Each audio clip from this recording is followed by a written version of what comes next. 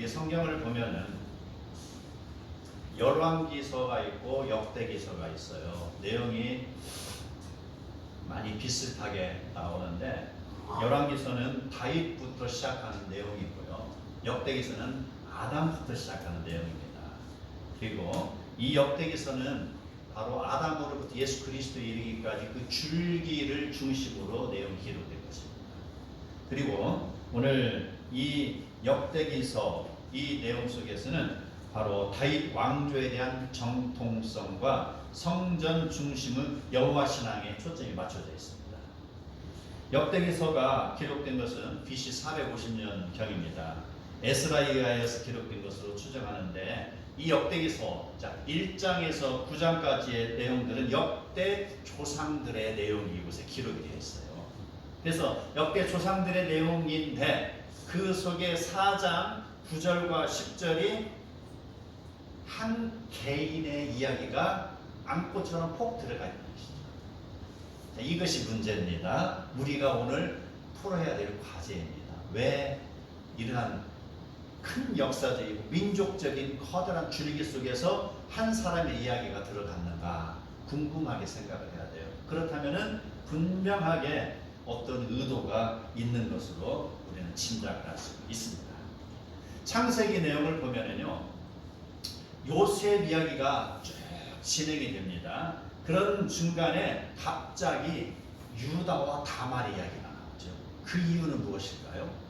바로 유다와 다말의 내용이 삽입됨으로 인하여서 이스라엘의 주도권이 앞으로 유다와 다말의 후손들에 의해서 계속해서 전개되어질 것을 예표하고 있는 것입니다.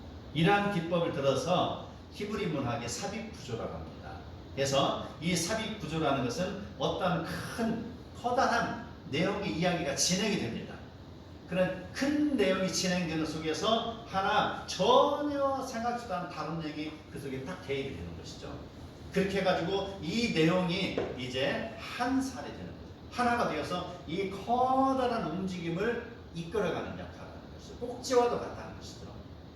그래서 우리에게 바로 전체 내용의 강화라는 그런 의식을 심어주는 것입니다. 야베스에 대한 내용이 들어간 것, 자, 그것은 바로 이 야베스의 내용을 통하여서 분명하게 당시 살고 있는 이스라엘 백성에게 어떤 메시지를 주는 것이에요. 당시에 백성이 처한 상황을 한번 훑어보도록 하겠습니다. 과연 어떤 상황이었을까? 남유다 백성들 끊임없는 죄악으로 인하여서 바벨론을 포로로 끌려갔죠. 그래서 1차로 끌려고 2차로 끌려고 3차로 끌려갔습니다. 자, 그렇게 해서 다시 이제 1차로 돌아오고 2차로 돌아왔어요.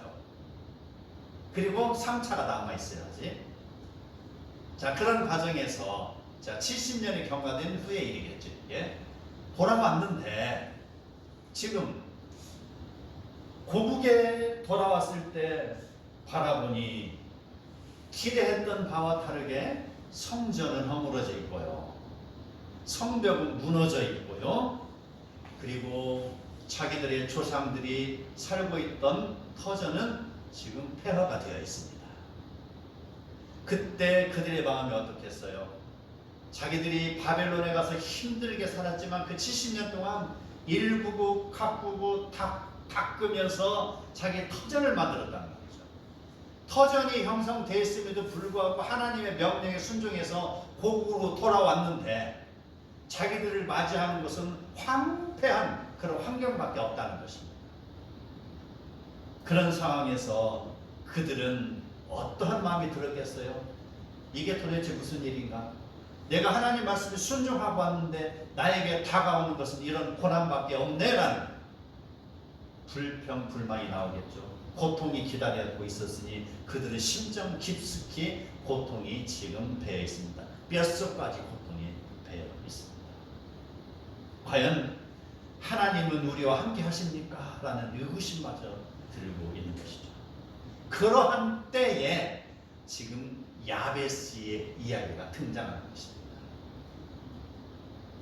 하나님께서는 야베스라는 사람의 믿음을 보여줌으로 인해서 야베스가 어려운 그런 환경 상황 속에서도 어떻게 하나님의 나라를 꿈꾸고 있었으며 그가 하나님 나라 안에서 기도를 하고 있었는가, 그리고 그가 꿈꾸고 기도하고 가꾸었을 때에 하나님께서 어떻게 야베스라는 한 인물을 세우셨는가, 그에게 복을 주셨는가, 이 내용을 보여줌으로 인해서 절망에 빠진 이스라엘 백성에게 희망이 보여지는 것입니다. 그리고 역대기서의 이런 기록을 통해서 하나님 절대 신앙, 바로 이런 것을 회복시키는 그런 역할로 이어가는 것입니다. 오늘 본문에 주어진 4장 9절의 내용, 야베스는 그의 형제보다 귀한 자라라고 했습니다. 자, 이 내용 바로 4장 9절과 10절 전체의 결론적인 내용입니다. 이게 연역법적인 것이죠. 미리 결론을 주어주는 것이죠. 야베스는 형제보다 귀한 자라는 것이죠. 어때서 그가 귀하다는 것일까요? 바로 그것은 바로 이후의 결과를 우리는 봐야 됩니다. 그의 어머니가 이름하여 이르되 야베스라 하였으니 이는 내가 수고로이 낳았다 함이었더라, 이것입니다. 야베스라는 그 이름인 즉슨 슬픔이라는 뜻이고 고통이라는 뜻입니다. 어느 부모가 자식의 이름을 슬픔이라고 짓겠습니까? 어느 부모가 자식의 이름을 고통이라고 짓겠냐, 이 말입니다. 그것은 그의 야베스가 태어날 때의 상황이 바로 슬픔이었다는 것이죠. 아마도 야베스의 어머니가 남편을 잃었는지는 모르겠어요. 남편 없이 그 천리길을 바로 와서 바벨론에서 이스라엘까지 와서라는 것이죠. 그곳에 와서 보니 기다리는 건 고통의 현장뿐이었잖아요. 그런 상황 속에서 남편도 없이, 아마 이거 추측입니다. 자, 힘들게 아이를 낳았다는 것이죠. 힘들게 아이를 낳아서 바로 너무 고통스럽다. 먹을 것도 없는 상태에서, 어디 움박 하나도 없는 상태에서 아들을 낳았으니 그 낮에 뜨거운 기온과 밤에 차가운 살을 애는 듯한 그런 기온을 어떻게 버텼겠냐, 이 말입니다. 바로 고통의 상황이었을 거라는 것이죠. 아마도 개인적인 고통이었을 거고요. 아마도 그 여인은 황폐한 그런 고국 현실 앞에서 어쩌면 커다란 그런 애국자와도 같은 심정이 있어서 고국에 무너졌던 그런 심정 상황, 민족의 그 절망적인 그런 상황 앞에서 슬픔을 느꼈기 때문에 자식의 이름을 야베스라라고 지은 것은 아니겠냐, 이 말입니다. 혹시 우리도 이런 어려운 환경에서 태어난 사람이 있습니까? 부모의 실수로 태어나서 사랑을 받지 못했던 것, 그래서 너는 실수야 라고 혹시 이름하는 사람이 있냐, 이 말입니다. 부모를 일찍 여겨서 부모 없이 자라났기 때문에 너는 고아야 라는 이름이 있냐, 이 말입니다. 부모가 빚더미에 있어서 집이 파산했기 때문에 너의 이름은 파산이야 라고 하는 이름이 있냐, 이 말입니다. 어떠한 어려운 환경 속에서 남몰래 흘려야 했던 눈물이 있었습니까? 이러한 어려운 과거가 있다면 사랑하는 성도 여러분, 오늘 이 말씀을 통해서 위로를 받으시기 바랍니다. 아멘. 하나님께서는 우리의 출생의 배경보다는 우리가 하나님을 어떻게 찾는지를 중요하게 여기십니다. 야베스는 자기에게 주어진 슬픔이요 고통이라는 그러한 이름의 의미에 머무르지 않았습니다. 그는 하나님께 그 일을 극복할 수 있도록 기도하는 사람이었습니다. 10절, 야베스가 이스라엘의 하나님께 아뢰어 이르되, 그는 절박한 상황 속에서 하나님을 찾는 자였습니다. 민족의 황폐한 현실, 가족의 희망을 상실한 현실 앞에서 그는 지금 하나님께 부르짖고 있습니다. 주께서 내게 복을 주시려거든. 자, 이 말이 문제입니다. 이게 키워드입니다. 이게 주께서 내게 복을 주시려거든. 이 말을 가지고 많은 사람들이 해석을 각기 자기의 마음대로 해석을 하고 있어요. 주께서 내게 복을 주시려거든. 이것을 히브리어로 직역하면 정녕 주께서 나에게 복을 주시도록 복 주실 것입니다, 이 말입니다. 이것을 다시 의역을 하겠습니다. 정녕 주께서 복을 주시려거든 나를 복 주시고 이 말입니다. 그래서 여기서 우리는 그런 하나님을 향한 그의 기도의 내용, 주께서 내게 복을 주시려거든 바로 나를 복 주시옵소서라는 기도를 우리는 받아들여야 됩니다. 자, 이렇게 해서 우리가 바로 그 하나님을 바라보는 야베스의 기도의 본질을 파악을 해야 됩니다. 주께서 이 민족에게 복을 주시려거든, 아니면 주께서 저에게 복을 주시려거든 바로 나를 통해서 이를 이루어 주십시오라는 그 내용이 여기에서 포함되어 있습니다. 그런데 브루스 윌킨스가 쓴 야베스의 기도라는 책이 세상에 발간됐는데 2000년대에 발간됐습니다. 순식간에 몇 달 만에 100만 권의 판매고를 넘어서 버렸습니다. 자, 이 이야기인즉슨 많은 사람들이 무엇을 좋아했기 때문에 복이라고 했으니까, 그래서 복을 좋아. 우리나라 사람 다 복을 좋아하는가 봐요. 우리나라뿐만이 아니라 미국 사람들은 복을 좋아하는가 봅니다. 복이라고 하니까 다들 야베스가 복을 구했더니 하나님 복을 주셨네, 이 말만 기억하는 거예요. 그래서 너도 사고 나도 사고 그 사람도 사고 저 사람도 사고 100만 부가 넘어가 버렸답니다. 세상에 복의 본질 우리는 잘 파악을 해야 돼요. 그 기도의 핵심은 바로 지경을 넓혀 주소서 여기에 있습니다. 주님께서 저에게 복을 주시려거든 지경을 넓혀 주시옵소서라는 것입니다. 지경. 많은 사람들은 바로 이러한 지경을 넓혀 주소서라는 것은 읽지 못하고 있어요. 그저 복에 머무르고 있어요. 복이라는 말이 너무 반짝반짝하잖아요. 그래서 다이아몬드 같이 빛나니까 거기에만 눈이 쏠려 있는 것입니다. 근데 무엇을 읽으라고요? 지경을 넓혀 주시옵소서. 바로 그겁니다. 바로 지경이라는 것, 바로 하나님의 그런 인도하심입니다. 자, 우리는 그런 과정에서 기도의 그런 본질을 이해할 필요가 있습니다. 기도에는 yes, 그 다음에 no, 그 다음에 wait 세 가지가 있습니다.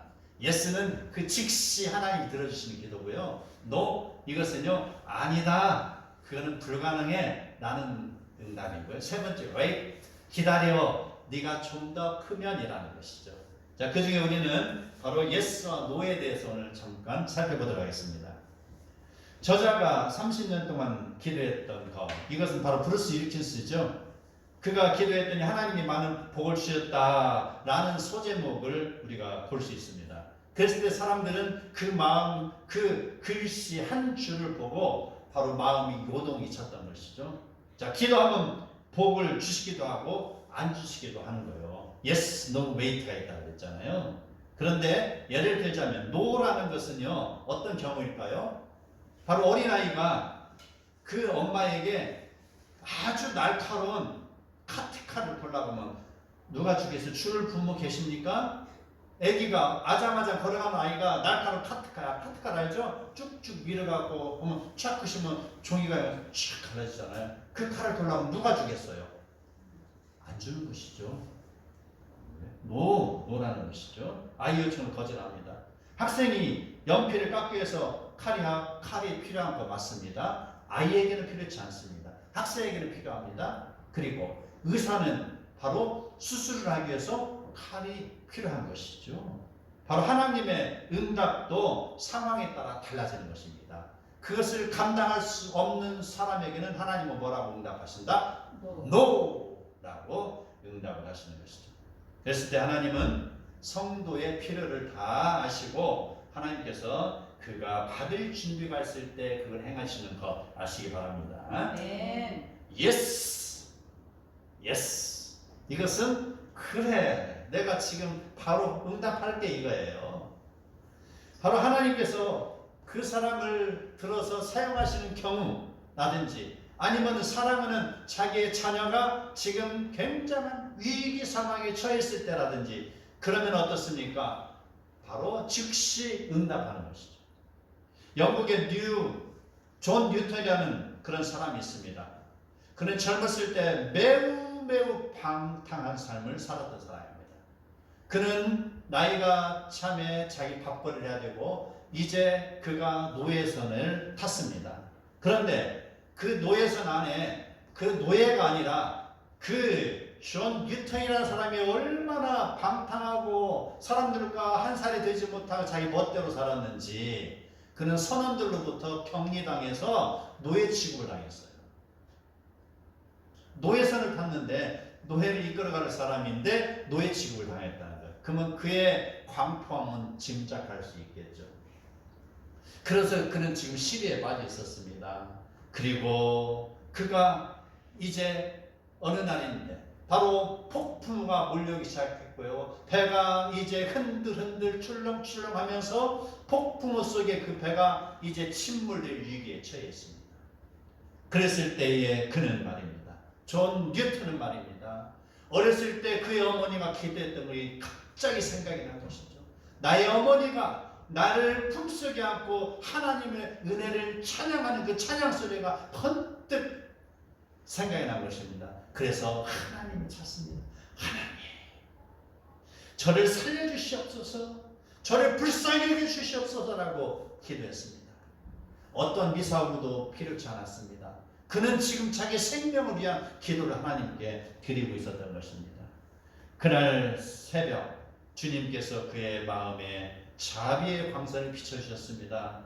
그는 실종되지 않고 살아났습니다. 많은 사람들이 폭풍 가운데 바로 실종이 돼서 죽음을 맞이했지만 그는 살아났다는 것입니다. 이것이 하나님의 은혜입니다. 그 이후 바로 뉴턴은 노예선의 일을 마감하고 그는 신학교에 들어가서 공부를 했습니다. 그리고 영국 국교회 목사가 되었습니다. 그리고 노예 해방 운동을 했고요. 바로 윌리엄 윌버포스라는 그 거대한 그 사람과 함께 노예 해방 운동에 앞장섰던 인물입니다. 하나님께서는 바로 하나님 저를 불쌍히 여겨 주시옵소서라고 기도했던 그 뉴턴의 간절함을 들으셨습니다. 그리고 그를 도우시고 훗날 그를 새로운 길을 가게 하셨던 것입니다. 바로 이게 하나님께서 즉시 응답하신다는 것입니다. 위기에 처했을 때 즉시라는 것입니다. 하나님 나라를 위한 기도, 지금 야베스가 드리는 기도입니다. 야베스는 지금 하나님께 어떤 소낙비와 같이 커다란 복을 저에게 주시옵소서라는 기도를 드린 것이 아닙니다. 그는 지금 바로 복받을 그릇을 하나님께 제시하고 있습니다. 그 복받을 그릇을 우리는 10절에서 찾아볼 수 있습니다. 나의 지역을 넓혀주소서라는 것입니다. 내가 이 일을 감당할 수 있도록 하나님께서 저에게 힘도 주시고 능력도 주시고 지혜도 주시고 물권도 주시고 영권도 주시고 주시옵소서라는 것이죠. 이 절망 가운데 있는 이 백성 앞에서 이 백성을 회복시키기 위해서 저를 사용하여 주시옵소서라는 그런 기도를 드리고 있습니다.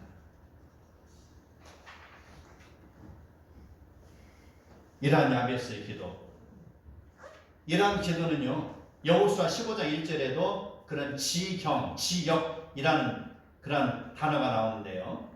바로 하나님께서 유다 지파에게 땅을 배분하여 주시고 경계를 정하여 주셨다라고 표현이 되어 있습니다. 경계, 지역, 지경입니다. 그 경계를 주시는 것은 바로 하나님께서 유다 지파의 그런 관할 경계를 하나님이 정해 주시는 것입니다.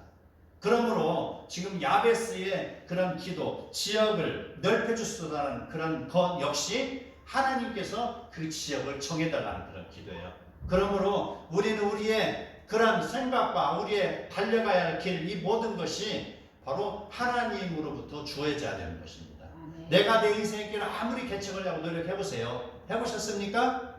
제가 이런 일을 하겠습니다라고 애타게 기도하며 달려가 보시라는 것이죠. 하나님은 바로 그를 통해서 어떠한 모습으로 사용하시기를 원하시는데 그는 그 하나님의 뜻에 맞지 않는 다른 길을 걸어간다고 하자고요. 하나님께서는 그의 길을 다시 정돈시켜서 하나님이 정하시는 지역으로 들어오게 만드는 것이죠. 왜? 더 큰 하나님의 계획 속에 그를 들어오게 만드는 것입니다. 이게 바로 야베스의 지역이 되는 것이죠. 하나님이 저의 지역을 넓혀주시더라는 거예요. 하나님 뜻 안에서 제가 걸어가겠습니다라는 것이죠.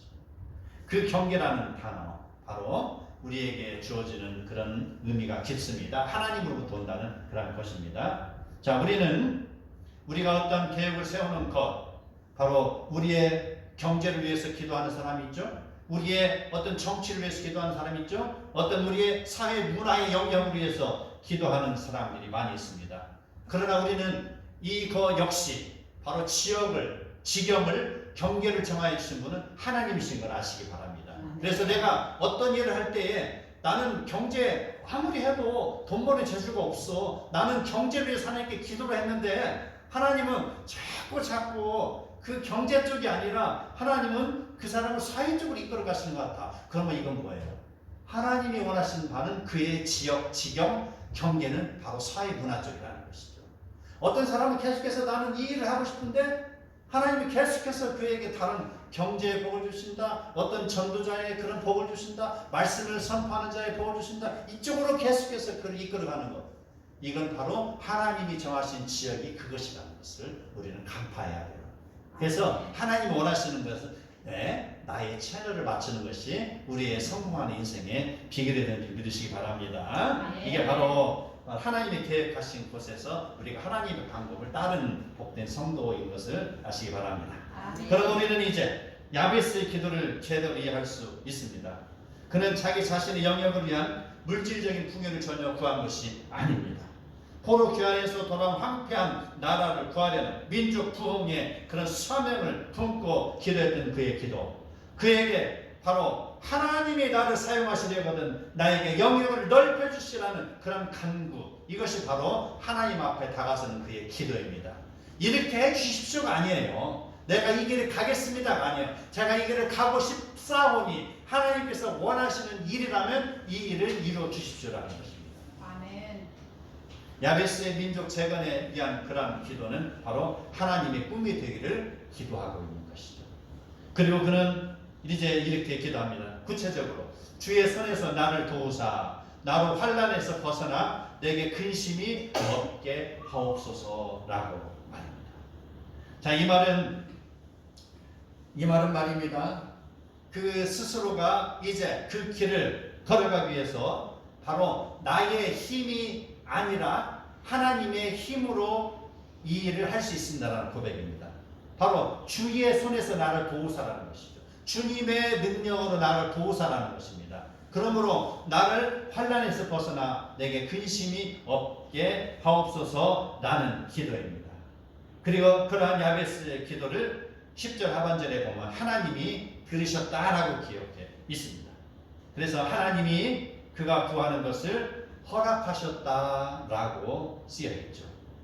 하나님께서 야베스의 기도를 들으시고 그 기도에 응답하셨으니 이제 9절 처음에 나오는 야베스는 그의 형제들보다 존귀한 자라고 쓰인 내용이 맞습니다.